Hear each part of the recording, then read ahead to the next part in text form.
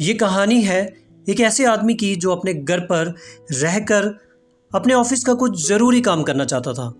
लेकिन जैसे ही वह अपना काम करने लगता, उसका छोटा सा बेटा कुछ सवाल लेकर उसके पास आ जाता और अपने सवालों का जवाब पाने के बाद वहाँ से चला जाता। वह आदमी जैसे ही अपना काम शुरू करता, उसका बेटा फिर से कुछ नई प्रॉब्लम लेकर आ जाता। व्यक्ति परेशान हो चुका था क्योंकि वह अपना काम पूरा नहीं कर पा रहा था। वह सोचता है, क्यों न मैं अपने बेटे को किसी ऐसे काम में उलझा दूं ताकि उसका बेटा लगभग 1 घंटे तक उसके पास ना आए और वह व्यक्ति अपना काम पूरा कर सके। अगली बार जैसे ही उसका बेटा उसके पास आता है, वह व्यक्ति एक पेज के छोटे छोटे टुकड़े करके अपने बेटे के हाथ में दे देता है और कहता है, इस पेज पर वर्ल्ड मैप बना हुआ है और ये फट चुका है, इसे जोड़कर जल्दी से ले आओ।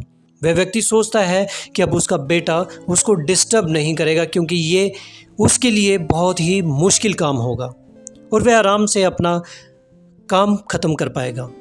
लेकिन अगले ही 3 मिनट में उसका छोटा सा बच्चा अपने पापा के पास आता है और पूरा मैप उसके सामने रख देता है जिसको उसने जोड़ दिया था।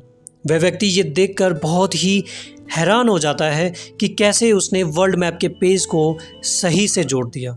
जब वह व्यक्ति अपने बेटे से पूछता है कि कैसे उसने इतनी जल्दी वर्ल्ड मैप को जोड़ दिया, बच्चा बताता है कि उसको वर्ल्ड मैप के बारे में ज़्यादा जानकारी तो नहीं है, लेकिन जब मैं मैप को जोड़ने लगा तो मैप के दूसरी तरफ एक कार्टून की पिक्चर बनी हुई थी जो मेरी फेवरेट पिक्चर थी। मैंने जल्दी से उस कार्टून की पिक्चर को जोड़ दिया और वर्ल्ड मैप अपने आप बन गया। इसी प्रकार हम भी अपनी लाइफ में मुश्किलों को देखकर घबरा जाते हैं, दुखी हो जाते हैं और सोचते हैं कि ये समस्या बहुत ही बड़ी है और इसका कोई हल है ही नहीं या इसका हल निकालना आसान नहीं होगा।